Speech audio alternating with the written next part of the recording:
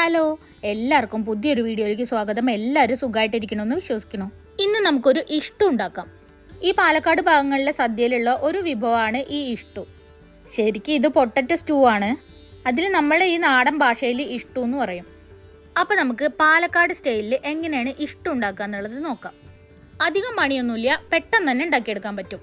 അതിന് വേണ്ടിയിട്ട് ഞാനൊരു 3 മീഡിയം സൈസ് ഉരുളക്കിഴങ്ങ് തൊലി കളഞ്ഞിട്ട് ഇതുപോലെ കട്ട് ചെയ്ത് വെച്ചിട്ടുണ്ട്. കുറച്ചൊരു വലിപ്പത്തിൽ തന്നെ കടന്നോട്ടെ, ഇതൊന്ന് ഉടച്ചെടുക്കാനുള്ളതാണ്. ഇനി ഒരു തേങ്ങയുടെ 1/4 പാല് പിഴിഞ്ഞ് വെച്ചിട്ടുണ്ട്. 1/4 പാല് പിഴിഞ്ഞതിന് ശേഷം ബാക്കി വന്നിട്ടുള്ള തേങ്ങാപ്പീരയിലേക്ക് 2 ഗ്ലാസ് വെള്ളം കൂടെ ചേർത്തിട്ട് അത് മിക്സിയിലൊന്ന് അടിച്ച് പിഴിഞ്ഞെടുത്തിട്ടുള്ള 2/2 പാലാണിത്.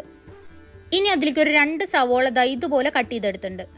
പിന്നെ ഒരു കഷ്ണം ഇഞ്ചി നീളത്തിലരിഞ്ഞതും എരിവിന് ആവശ്യമായിട്ട് ഒരു 4 പച്ചമുളക് കീറിയതും കൂടെ വേണം. ഈ ഇഷ്ടൂല് സാധാരണ ഞാൻ വെളുത്തുള്ളി ഒന്നും ചേർക്കാറില്ല. വെളുത്തുള്ളി ചേർക്കുമ്പോൾ അതിൻ്റെ ആ ഒരു ടേസ്റ്റ് തന്നെ മാറുന്നതായിട്ട് എനിക്ക് തോന്നിയിട്ടുണ്ട്. ഇനി ഒരു തണ്ട് കറിവേപ്പിൻ്റെ ഇലയും കൂടെ വേണം. ആദ്യം തന്നെ ഒരു ചോട് കെട്ടിയുള്ള പാത്രത്തിലേക്ക് നമുക്ക് ഈ നുറുക്കി വെച്ചിട്ടുള്ള ഉരുളക്കിഴങ്ങ് ചേർക്കാം. ഞാനിവിടെ 3 ഉരുളക്കിഴങ്ങ് എടുത്തിട്ടുള്ളൂ. നിങ്ങൾക്ക് വേണ്ട ക്വാണ്ടിറ്റിക്ക് അനുസരിച്ച് ഉരുളക്കിഴങ്ങിൻ്റെ എണ്ണം കൂട്ടുക കുറയ്ക്കുകയൊക്കെ ചെയ്യാം. ഇനി ഇതിലേക്ക് നമുക്ക് നേരത്തെ പിഴിഞ്ഞു വെച്ചിട്ടുള്ള തേങ്ങയുടെ 2/2 പാല് ചേർക്കാം. ഇനി ഈ 2/2 പാലിൽ വേണം നമുക്ക് ഈ ഉരുളക്കിഴങ്ങ് വേവിച്ചെടുക്കാൻ. ഇനി ഇതിലേക്ക് ഒരു 3/4 ടീസ്പൂൺ ഉപ്പും കൂടെ ചേർക്കാം.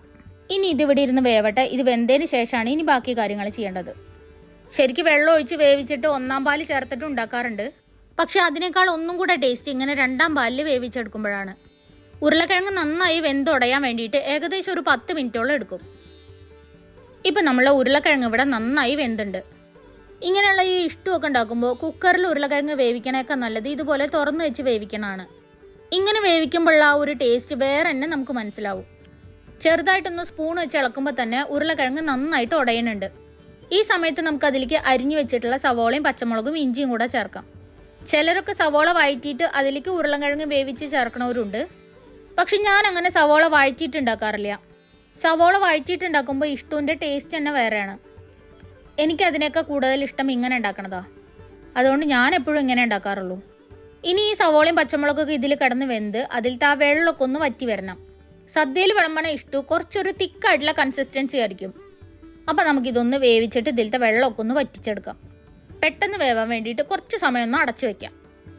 ഒരു 5 മിനിറ്റ് കഴിഞ്ഞപ്പോഴത്തേനും നമ്മളെ സവോളയും പച്ചമുളകൊക്കെ ഇവിടെ നന്നായി വെന്ത് ഇഷ്ടൂല വെള്ളമൊക്കെ വറ്റിയിട്ടുണ്ട്. സ്പൂൺ കൊണ്ടൊന്ന് ഇളക്കിയപ്പോഴത്തേനും ഉരുളക്കിഴങ്ങൊക്കെ നന്നായി ഉടഞ്ഞു വരാൻ തുടങ്ങിയിട്ടുണ്ട്. ഒരുപാട് അങ്ങോട്ട് ഉടച്ച് പേസ്റ്റ് പോലെ ആക്കൊന്നും വേണ്ട.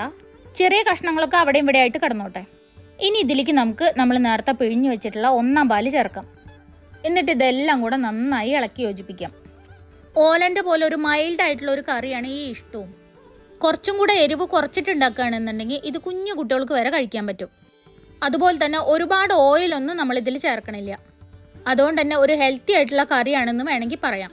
ഇപ്പം എല്ലാം കൂടെ നന്നായി ഇളക്കി യോജിപ്പിച്ചിട്ടുണ്ട്. ഇനി നമുക്ക് ഇതിലേക്ക് കഴുകി വൃത്തിയാക്കി വെച്ചിട്ടുള്ള കറിവേപ്പിൻ്റെ ഇല ചേർക്കാം. ഇനി ഇതിൻ്റെ മുകളിൽ കൂടെ ഒരു 2 ടീസ്പൂൺ വെളിച്ചെണ്ണയും കൂടെ ഒഴിക്കാം. ഇനി ഇതെല്ലാം കൂടെ നന്നായി ഇളക്കി യോജിപ്പിച്ചാൽ നമ്മളെ പാലക്കാട് സ്റ്റൈലിലുള്ള ഇഷ്ടു ഇവിടെ റെഡി ആയിട്ടുണ്ട്. എൻ്റെ അമ്മയൊക്കെ പുട്ടിനും നൂൽപുട്ടിനും ചപ്പാത്തിക്കൊക്കെ സൈഡ് ഡിഷായിട്ട് ഇത് ഉണ്ടാക്കാറുണ്ട്.